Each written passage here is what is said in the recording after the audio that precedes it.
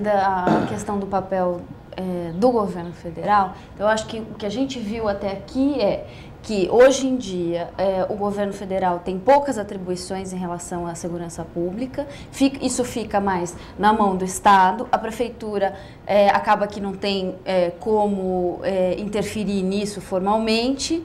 Existem algumas iniciativas até, mas isso não é colocado formalmente. O governo federal poderia sim atuar de maneira mais ativa, sendo mais presente, tanto na distribuição de recursos, como até acho que na fiscalização, né? Eu posso te dar 2 exemplos, Carolina, para ajudar, e queria até ouvir, tomar a liberdade de sugerir que a gente ouvisse a Mariana a esse respeito, porque ela tem uma experiência europeia. Nós evocamos aqui o caso colombiano, né? Mas ela tem uma experiência europeia muito interessante. Em síntese, o seguinte: Marina pode perfeitamente, sendo eleita presidente, enquanto espera que as mudanças institucionais se dê, ela não vai cruzar os braços para isso, vai fazer toda a pressão, mas assim como a reforma tributária, a reforma previdenciária e a reforma política, isso tudo depende do Congresso. O presidente, a presidente pode muito, mas não tem a caneta para assinar, né? Então, enquanto aguarda e pressiona na expectativa das grandes mudanças, a Marina pode perfeitamente dizer: não dou mais dinheiro enquanto representante da União, não passo mais dinheiro do Fundo Nacional de Segurança Pública para a polícia que tortura. Não dou mais um tostão para a polícia que executa extrajudicialmente. E para aquelas polícias que, em fazendo isso, não são por isso cobradas, punidas, e que não respondem a um programa de reversão, de transformação, de democratização. Quer dizer, quando os governos do Estado toleram o inaceitável, convivem com criminalidade policial nessa magnitude, não pode ser estuário, não pode ser receptor de recursos da União. Enquanto isso não se resolve, enquanto, por exemplo, as polícias do Rio de Janeiro são as que mais matam no mundo, pelo menos se considerarmos aquelas polícias que prestam minimamente contas, então oferecem dados mínimos, né? Nós estamos tendo há 10 anos mais de 1000 mortes provocadas por ações policiais todos os anos. 20% dos homicídios perpetrados no Rio de Janeiro são por policiais. A polícia está no centro do problema. A polícia é o foco das milícias. Nós estamos com um Estado que tem o gato orçamentário, como eu digo, um orçamento que paga salários absurdos, indecentes, e a tolerância com a ilegalidade. Qual a ilegalidade? Do segundo emprego do bico em segurança privada, que é ilegal. O Estado finge que não vê, porque precisa que o trabalhador policial complete a sua renda. Acontece que quando completa a sua renda na ilegalidade, mesmo com os melhores propósitos, acaba fazendo com que o braço do Estado se aprofunde no pântano da ilegalidade e da criminalidade. Foi assim que nasceu no Rio de Janeiro a milícia, essa máfia policial. Eles começam com pequenos grupos de segurança privada ilegal e informal, depois se organizam, como não há nenhum controle é da responsabilidade da Polícia Federal, mas o Estado poderia, por convênio, assumi-lo. Como o Estado não quer saber disso para evitar a pressão salarial que levaria ao colapso do seu orçamento, o Estado se cala. Então, qual é a situação, por exemplo, no Estado do Rio de Janeiro hoje? Do tórax para cima, o Estado sorri, né, e faz um sinal assim muito civilizado com as realizações que são respeitabilíssimas da UPP, por exemplo, a Unidade de Policiamento Pacificador, que é uma excelente iniciativa. Então, nós aplaudimos. Mas do tórax para baixo está plantado no lodo, no pântano da criminalidade por conta do gato orçamentário, né? E diante desse quadro, o que o governo federal faz? Porque é aliado político, continua passando recursos para essas polícias criminosas e bandidas. Não estou generalizando a acusação, estou até preservando os policiais honestos e honrados que arriscam a sua vida por salários indignos. Mas é preciso que nós tenhamos toda a clareza. No Brasil, essa não é uma situação absolutamente excepcional. Então, o governo federal não pode dar dinheiro para a tortura, para o assassinato extrajudicial, e tem de cobrar dos governos a responsabilidade em relação às suas polícias. Deixa eu só ler alguns comentários e algumas perguntas aqui do Twitter. O Léo Arteiro, ele comenta que cadeias são consideradas fábricas de bandidos. Aí o KMTZ comenta em cima falando que tal não transformar elas realmente em fábricas. Acho que aqui ele está brincando com essa coisa de transformar em zonas de trabalho, né, para as pessoas trabalharem. Não sei se... acho que tem casos de penitenciárias agrícolas, né? Tem algumas soluções assim que são apresentadas. E aí outras perguntas do Z Malbarce e do Pessoa ML, que são parecidas. Como viabilizar uma ação mais integrada entre policiais e sociedade para recuperar sua credibilidade e diminuir a conivência, né? E qual o caminho mais curto para estreitar o relacionamento entre as polícias e a sociedade? Acho que essas questões já foram faladas aqui também. Já a Mariana estava explorando isso, talvez ela pudesse comentar mais alguma coisa, são questões que estão surgindo aqui no Twitter. Não, quanto a isso, talvez só essa ideia de que o governo federal pode induzir, não só pelo repasse de dinheiro, mas induzir por programas federais a atuação local da segurança também. Então, ter um diálogo, talvez, não só passando pelo Estado, mas diretamente com o município, e nesse sentido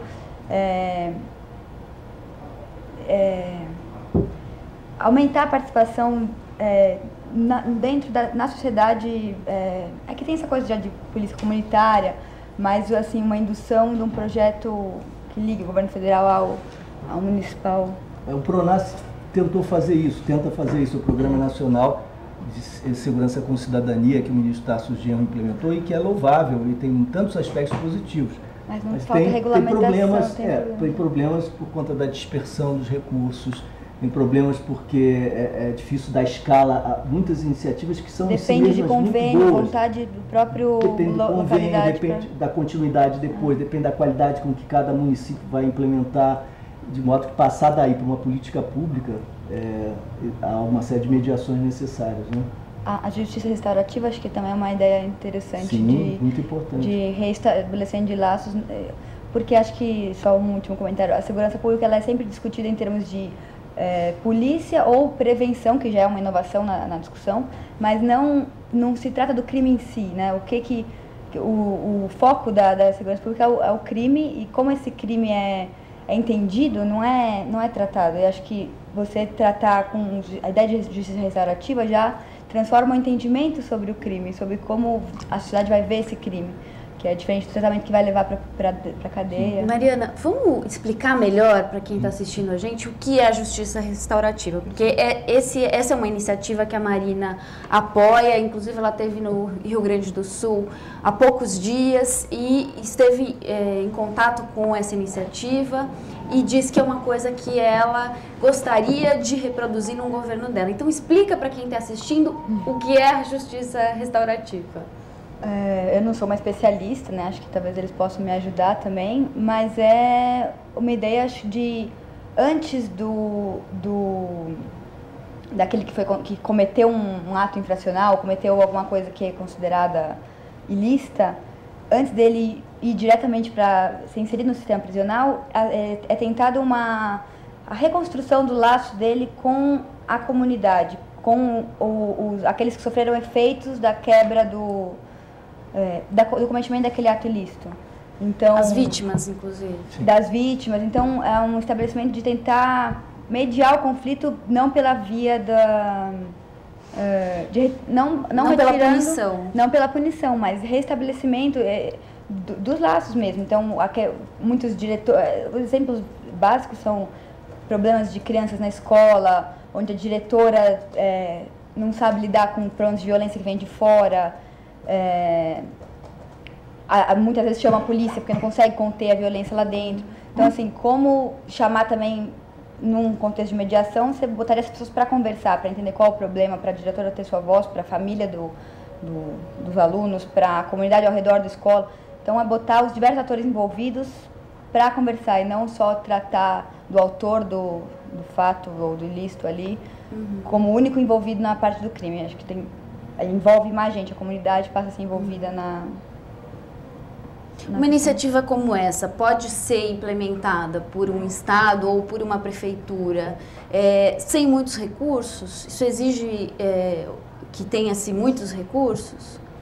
Não, absolutamente. Quer dizer, além do benefício conceitual, né, quer dizer, a gente conseguir tratar conflitos na sociedade de forma diferente da punição, da reação punitiva e da punição prisional, além do benefício conceitual, esse é o tipo de coisa que tem um benefício, digamos, orçamentário né, para os governos muito grande, porque se trata de conter a nossa compulsão de levar para toda a complexidade, todo o custo do sistema de justiça criminal, uma série de conflitos que são cotidianos, que podem ser resolvidos de forma mais simples, mais efetiva e mais produtiva no cotidiano, né, e ao fazer isso a gente está falando de soluções que se dão localmente, na maior parte das vezes, né, e que se caracterizam por espaços de mediação, espaços de conciliação, de interlocução, né, o acompanhamento dessas situações, né, que é algo muitíssimo menos custoso para o Estado do que criar, instalar um inquérito, dependendo da situação, ter um processo, uma pena, seja prisional, seja alternativa, isso é muito mais caro, né?